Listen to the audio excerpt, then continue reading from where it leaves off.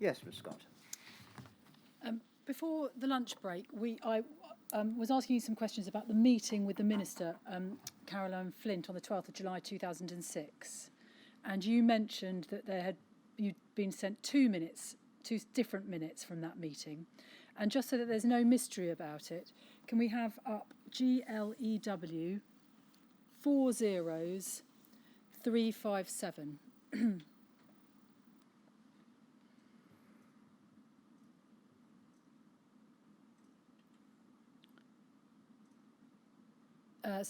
This is this the second meeting minute that you were referring to?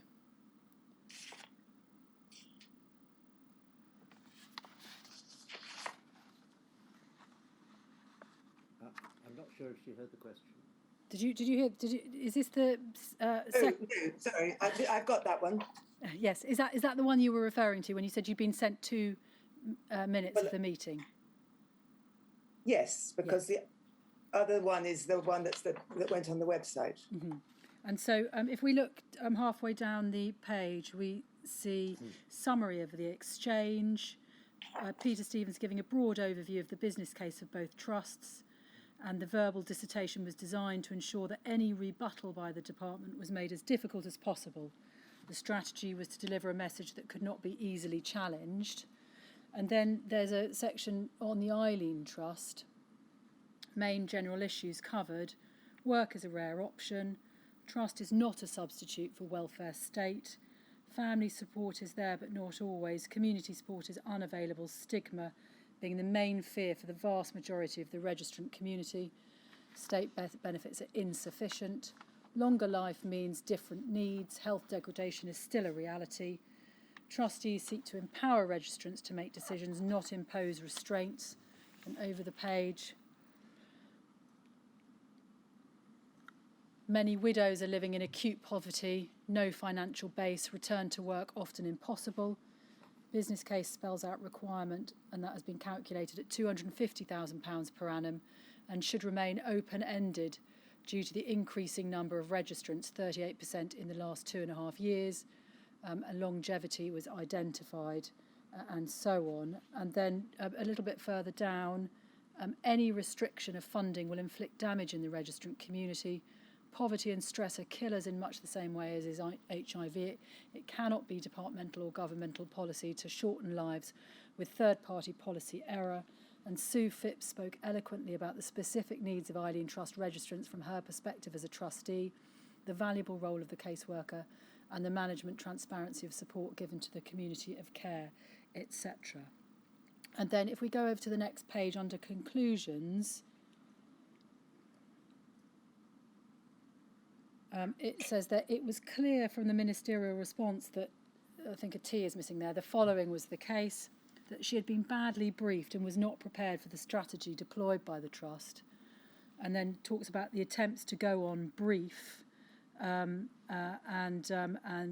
eventually the Minister changing tack and saying this was a listening exercise, and so on.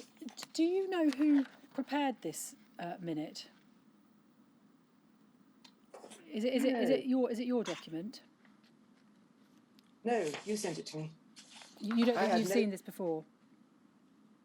Yes, I had both of these. Sorry, but not before today. Before the inquiry sent them to you, do you think you'd seen this document? I think I must have seen it because I would imagine it'd be circulated to all of these people. But the thing at the number at the bottom, is that something to do with you?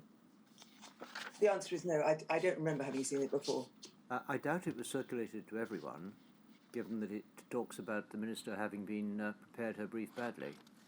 Oh, I see. It suggests... I meant of us. Yeah. Eileen, yes. Yes, of course. I was asking you some questions about what happened after the Minister gave her decision about the 11% increase, and we went through some of the actions that were taken. Do you think that the Eileen Trust could or should have done more in response to the Minister's decision?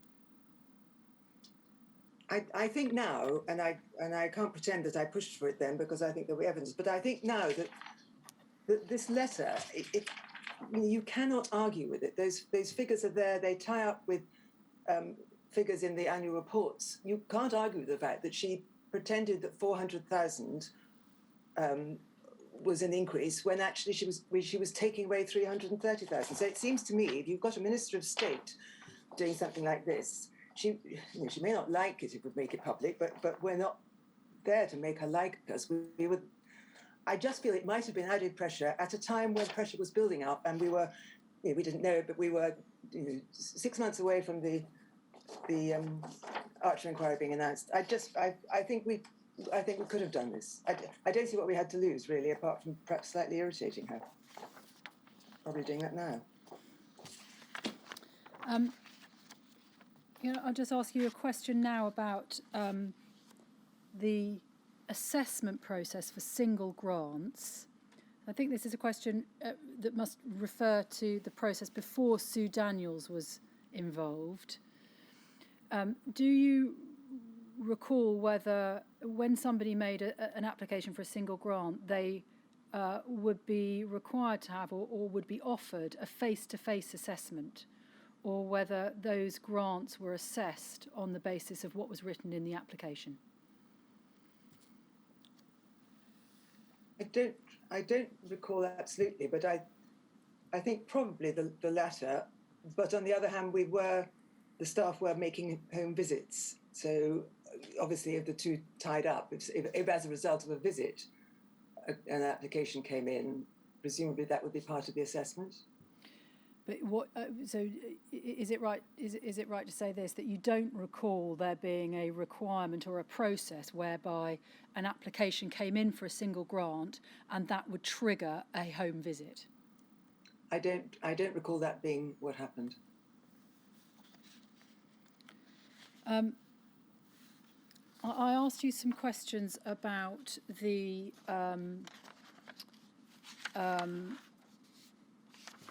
capital payments from the Department of Health, and I just wanted to ask you whether or not you agree with what Peter Stevens told the inquiry.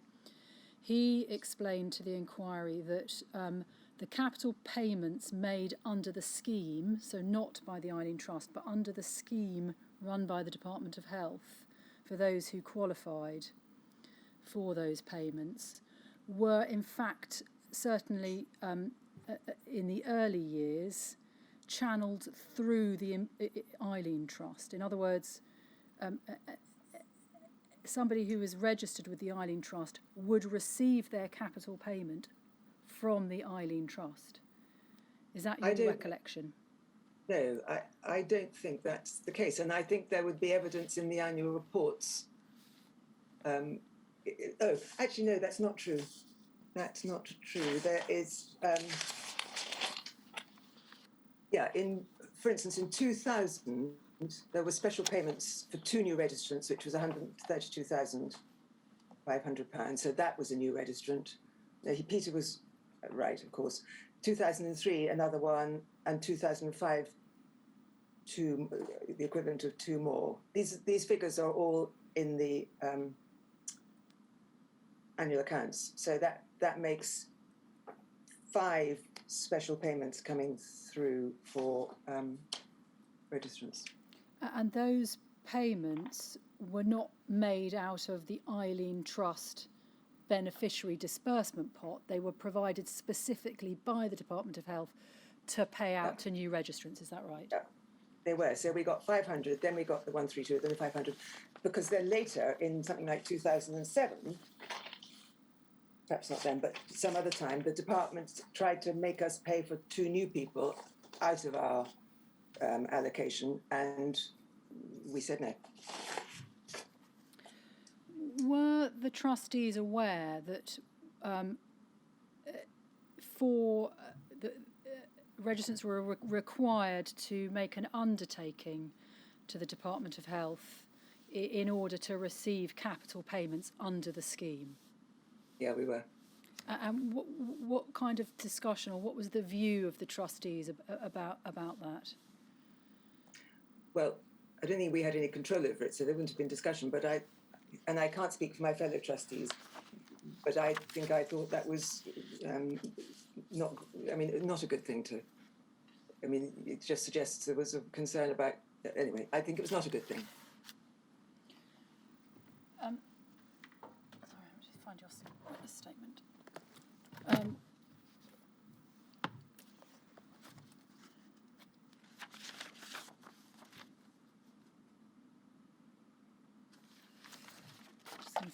going to ask you a question now about the staff costs, and you set out very helpfully in your witness statement, which is WITN 4682001. I'll get it up on the screen. Oh,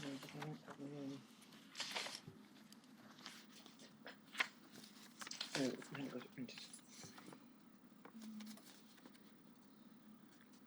I think try 13, page 13. WITN 4682001.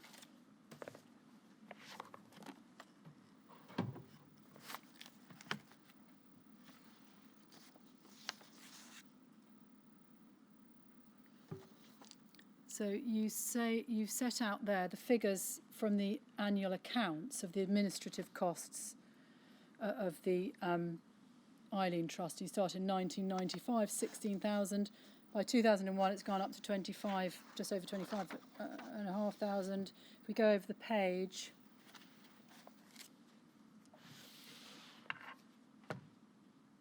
(2002) 28, and then it goes up and up until the peak at 2008 at 41 and just short of 41 and a half, and then it starts coming down. And you've identified at 2012 Susan Daniels being responsible. Was that when she became the secretary? Yes. So what is not clear in the way it's set out in the annual accounts is whether everything is whether it's like with like all the way through. But as far as I was able to get the figures to tie up, I think that is the case. You can compare like with like. And then it starts to reduce very substantially. And in 2015, we see that the costs are £4,500, and then the next year £5,500. Why?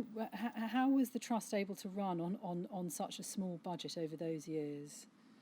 Because I think, but I may not be right, but I think that we paid for Susan's salary out of the trust money, the grant money.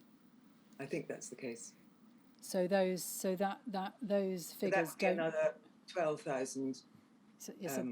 So those figures don't represent all of the costs of running the Not charity. all of the costs, no.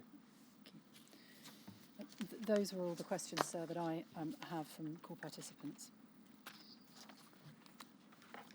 Yes, just a few questions, if I may. Can I just take you back to the issue of the Caroline Flint meeting at the Department of Health?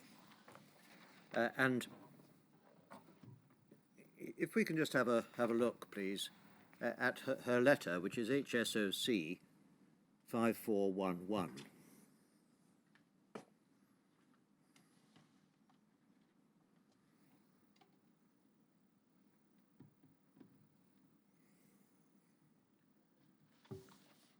Sorry, 3 zeros, 5411. My apologies, Shoemaker, I'm sorry.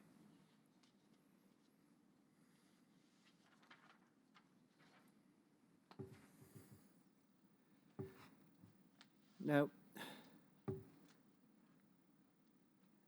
can I just understand what's being said here?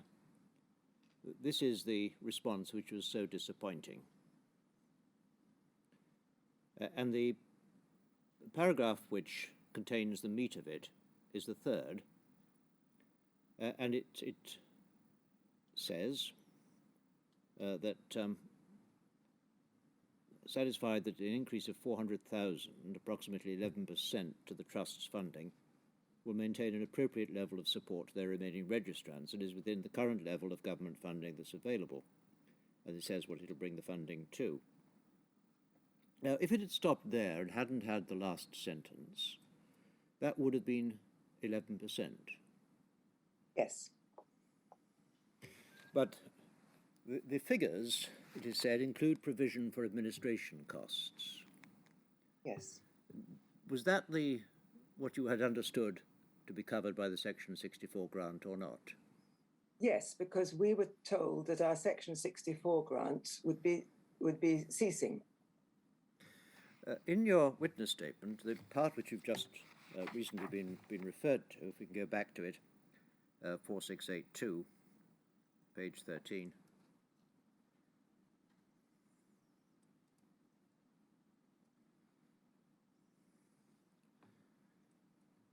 I noticed that in paragraph 48,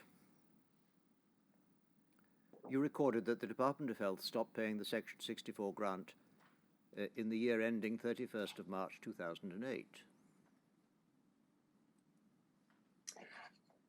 Well, I think that's the case, because I think she's talking here about, this is in July 2006, I think she's talking about the money for the following year. Which would be 2007 to 2008, wouldn't it? Yes, but in fact, they kept paying it for one more year, but they still didn't give us any more than 177, or I think it might have been 178,000 the following year.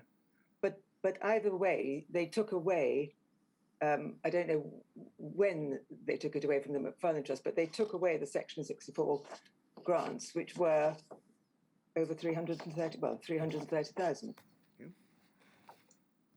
Now, the difference between 440,000, which is about 11%, and 330,000, sorry, 400,000 and 330,000, 70,000, is highly significant. Yes, I mean, I tried very hard to make sure these figures were right. So she's proposing her two figures added together, 3744 and 177. She's proposing 3931, which she says is a 400,000 increase. So that means the previous total must have been 3531. She's giving us 400. The Section 64 grant in 2006 for McFarlane, I discovered yesterday, was 294. I know ours was 336, so that's 330. So she's giving us 400. She's taking away 330. That leaves 70,000, which is a percentage of 3531, is 1.9. Now, can we just have a look at how this was put by Martin Harvey at HSOC 305409?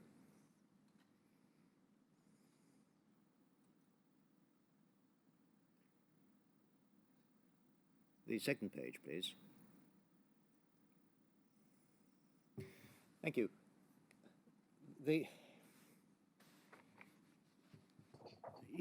You are something of an expert in communication, given your work in publications and indeed in communication, I think, from your previous experience. I take it you agree with that? Yes. Can you help me with the second paragraph? My reason for asking is this, that when Peter Stevens gave evidence, he talked about 11% funding, but it was really 1.9% or something of that order.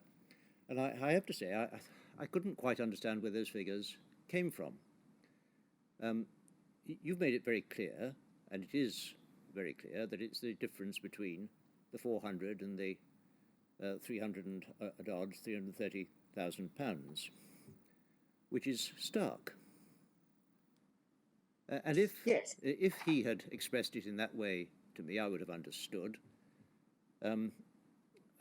I waited to hear and look at the documents, and you have explained it. But the point is this: is it really getting the message across to anyone who's reading the website to describe the increase as disingenuous without saying why it's disingenuous? I don't think it is, and that, to be honest, is what worried me before I started going down this track.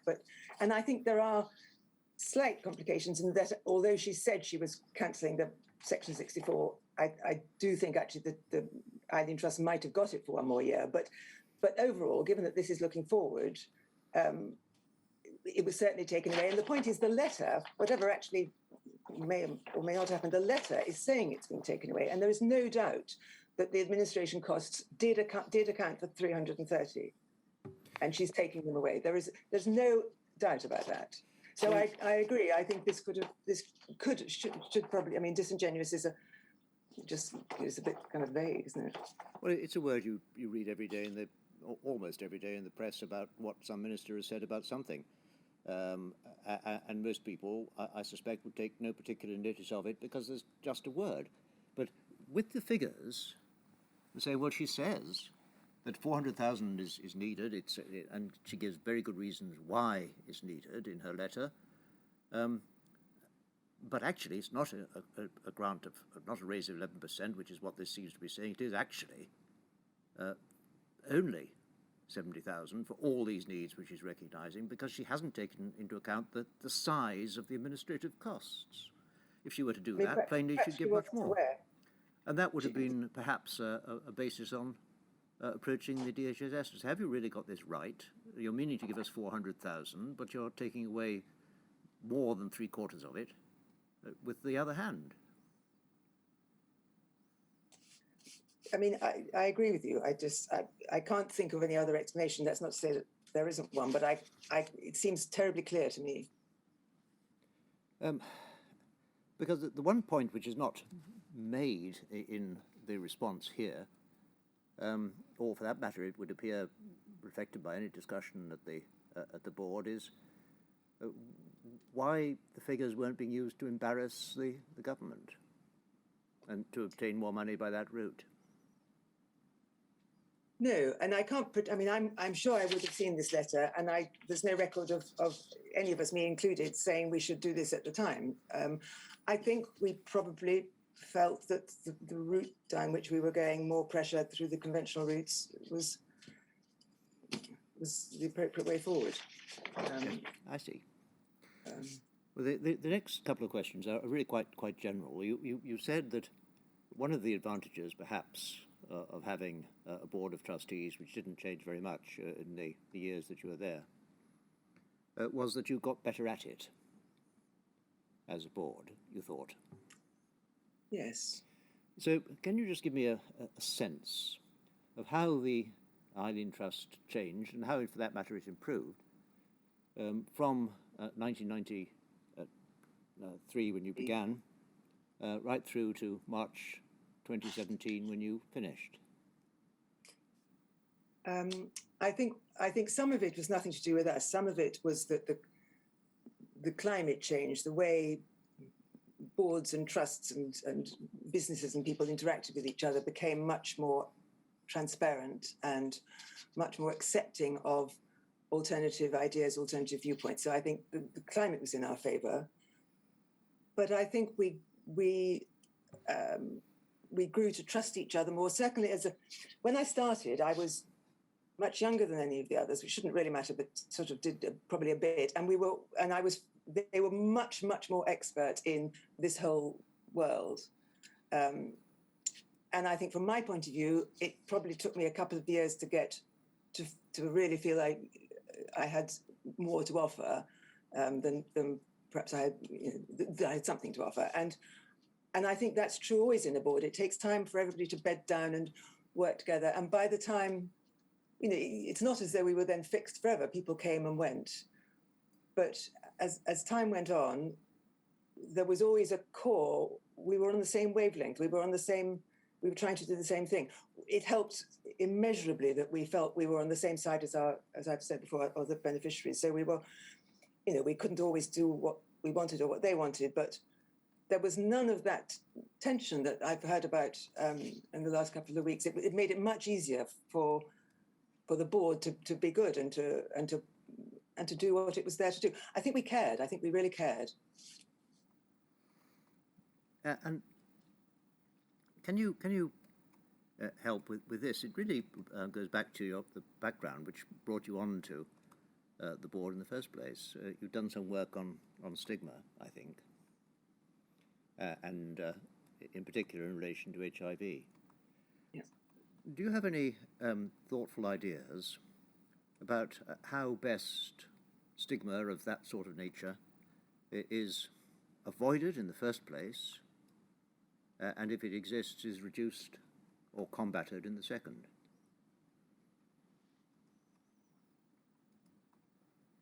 I've lost you. Yes. Can you hear me? I got as far as I can hear you. I got as far as how it can be avoided. Right. Well, that's the first part of it. The second part was how it could be reduced if it exists. Okay. I think it's the same with stigma or any kind of prejudice of any kind, that the more you know about the things that you're frightened of, because it's always about fear, the better. When I lived in London, I was surrounded by and worked with in the local school all sorts of people from all different worlds, and everybody could ask questions of anybody without any fear of anybody getting offended. And now I live in the country, and it's sort of different because we're all too similar. So I think just making people communicate with people who are maybe slightly outside their comfort zone, then you discover actually they're not outside their comfort zone. We're all in the same comfort zone. Well, how do you make them communicate? Find a safe environment, find something they've got in common, get them to perhaps do stuff while they're talking. If you're cooking with somebody, you chat. If you're sitting looking at them, it's awkward. You just have to engage people in something really trivial at the same time as asking them about the meaning of life. So it's a mixture of providing accurate information and enough of it to overcome the fear. It's a question of rubbing shoulders and in some way or other, perhaps by doing something jointly with people who do not necessarily share your immediate background, but may be different and have different things to offer. Those are the two things you've identified. Have I got that right? Yes, but I think now it's much harder. I mean, we all saw last year the endless, completely false stories going out about coronavirus, which were making people very, very frightened and just driving people apart. I think with the way the media works now, it's even harder than it ever was. On the other hand, that's maybe an opportunity to bring people together. It all begins, does it, with accurate information being given without exaggeration from the top? Yes, but that's not as easy as you make it sound. It's easy to state, I quite agree.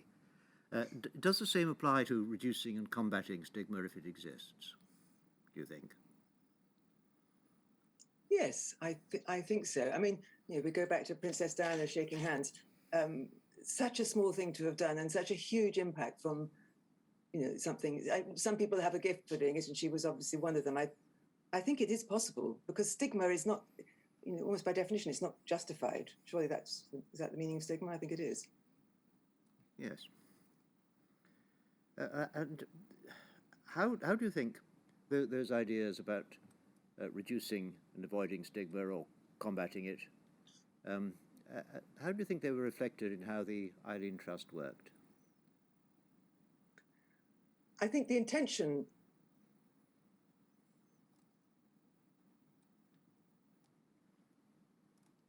Oops, we've lost the transmission again, I'm afraid.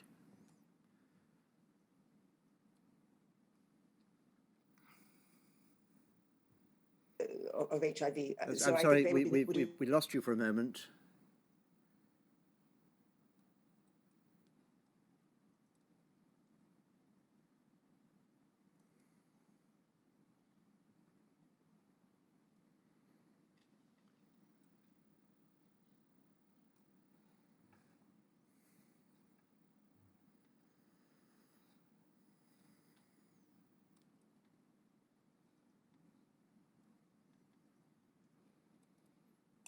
Sorry, for some reason I was muted. Yeah, well, I think you were muted because, I don't know why, but we froze the transmission. So can I just go back to the answer to the question? You got the question, I think, and you launched into an answer which I wanted to hear, and I couldn't hear any of it. So I'm sorry about that. I think what I was saying was that the other trustees had much more experience and personal experience of HIV and the stigma and all of the issues around it. So I think it was something that was very front of mind in how we approached what we were doing. I think we were always very aware of the need to be sensitive.